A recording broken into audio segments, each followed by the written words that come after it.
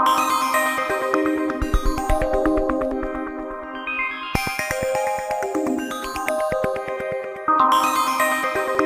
guys, Exiled from Team Backfire. I'm here to show off a character deck. This character deck is going to be Joey Wheeler, and it's going to be semi-competitive, so you can use it on any dueling network and get some good results with it. Now, Joey's deck is basically a power creep and a beatdown deck with some gambling involved. Note that all cards used are from the anime or from the manga, and Joey did use all these cards. Let's get started. First off, Alligator's Sword and Baby's Dragon. Two classic Joey cards. They're pretty useful when you have polymerization together. Next, Red Eyes Black Dragon. 2 tributes, 2400 attack, 2000 defense. Yeah, not bad. Next, 2 Marauding Captains. Marauding Captain is a good card, especially since you use its effect to summon itself again, which then locks your opponents down from attacking any of your warriors, or you can use Marauding Captain's effect to summon one of these guys, the Blue Flame Swordsman. Blue Flame Swordsman is really cool. The reason being, if a warrior is attacked during the battle phase, either player's battle phase, this card loses 600 attack, and the other warrior gains 600 attack. What's good with these two is that all your opponent can do is attack Marauding Captain if you have warriors, and Blue Flame Swordsman can give Marauding Captain a power boost. 2 Gifford the Iron Knights, they're up next. These are good against Gradles because Gradles cannot equip to them, because these guys cannot be equipped with equip cards. Next, we have Gifford the Swordsmaster. Use Release Restraint, tribute a Gifford the Iron Knight, get a Swordsmaster, and then if you equip an equip spell to this guy, or equip card, you can destroy one monster your opponent controls. Now we have 2 Rocket Warriors. Invincibility mode is the best thing you can do with this card, but what's also cool is that you won't take any battle damage from battles involving this card. Jinzo, the Trapped Negator himself. Jinzo is really cool. You don't have to worry about Bombless, Mirror Force, Compulsory. This card stops them cold. A good staple in Joey's deck.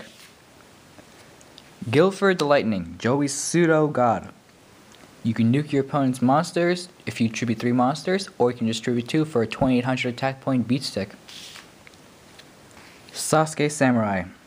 This guy is good for the stall decks who like to keep their monsters in face on defense, because this guy destroys them without going to damage calc.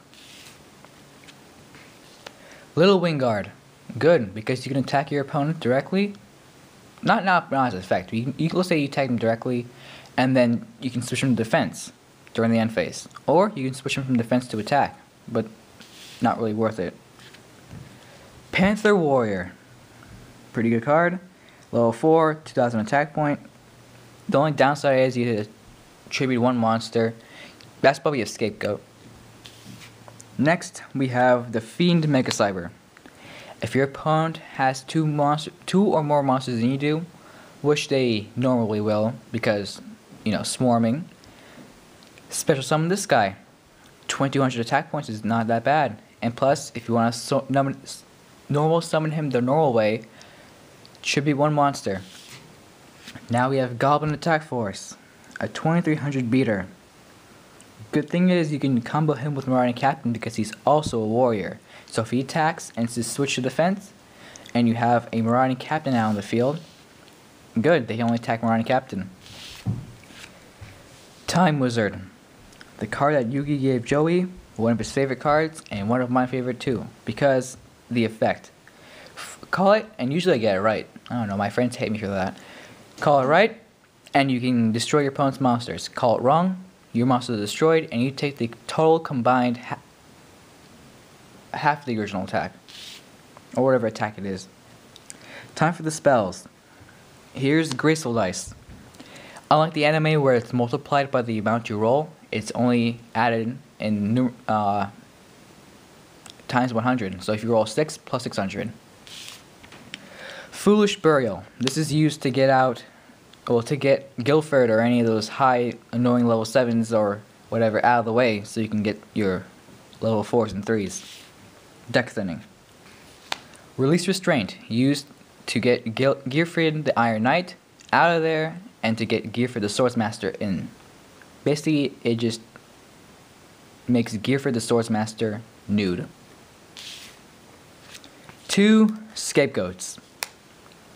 This card saves you so much. It's period. Scapegoat is the absolute best card you can use in Joey's deck. 1 isn't enough, you need 2, because if your opponent attacks you directly, guess you can activate Scapegoat. Saves you. Roulette Spider, a gambling card. Pray you don't get a 1, 2, or a 3. Your best bet is a 4, 5, or 6. It's a risky card, but it's well worth it. Another gambling card is Dangerous Machine Type 6. It's kind of Joey's draw power, which is kind of sad, but you can't use Pot of Greed because this is legit. Now, if you roll a 3, you can draw a card. If you roll a 5, you can destroy one face-up monster your opponent controls. Roll a 2, your opponent's forced to discard a card.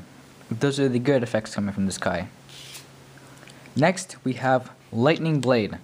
Equipped to a warrior, which you'll have no problem in this deck, considering almost all the cards except for Red Eyes and Alligator Sword and Time Wizard are warriors. Your warriors get 800 and all water types lose 500. Now you have the warrior returning alive. What's good about this card, like I said before, most of this deck is warriors, so you can just recycle them. The Cloth Hermos. The Cloth Hermos is good if you have a warrior type, so you can get out Rocket Hermos Cannon or a spell. You can use Time Wizard to get out Time Magic Hammer, or even Baby Dragon and Red Eyes to get out Red Eyes Black Dragon Sword. Polymerization. It's a dead draw unless you have both. Well, actually, one or the other. Time Wizard and Baby Dragon, or Baby Dragon and Alligator Sword. Time for the traps. Here's the card that Joey did use. Bottomless Trap Hole. Yep, Joey used that card. And while we don't have Trap Hole Chasm of Spikes in the TCG yet, if I did, I would add it right next to this guy, right here. But I don't. And the TCG does not have Chasm of Spikes. But Joey did use Bottomless Trap Hole. It's pretty good. Every meta deck uses it, almost everyone. So why don't you use it for Joey's deck? Nutrient Z.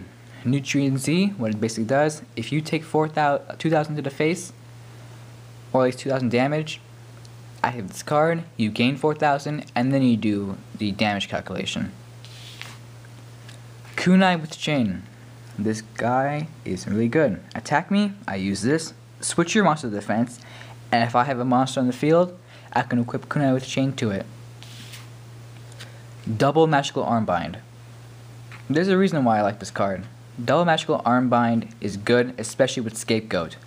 Scapegoat gives you 2 tokens that cannot be used for a tribute summon, but with Double Magical Armbind, let's say you have 2 monsters, and I have Scapegoat, I have 2 Scapegoat tokens left, I can use this card to steal your 2 monsters until the end of my turn. Really useful. Here is the regular Magical Arm Shield.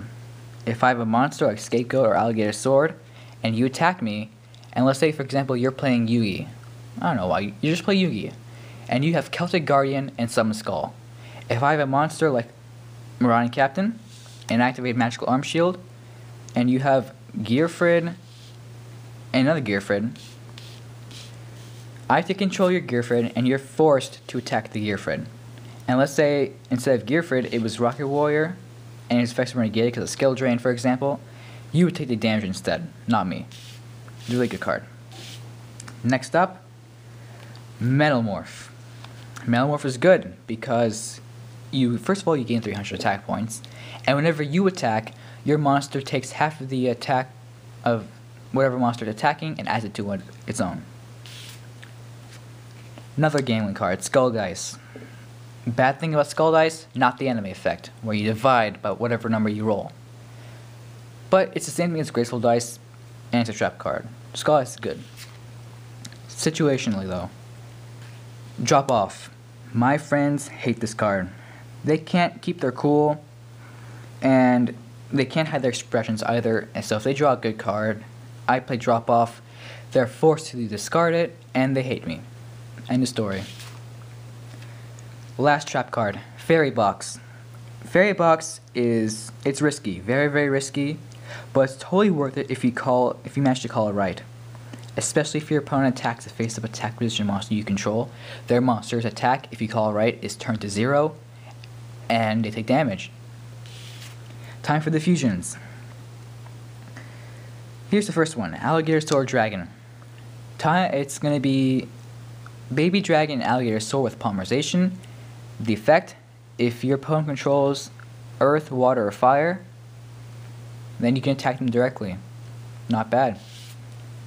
Thousand Dragon. It's basically your backup Red Eyes if you get it out. Same stats as Red Eyes. Time for the Hermos fusions. Here is Rocket Hermos Cannon.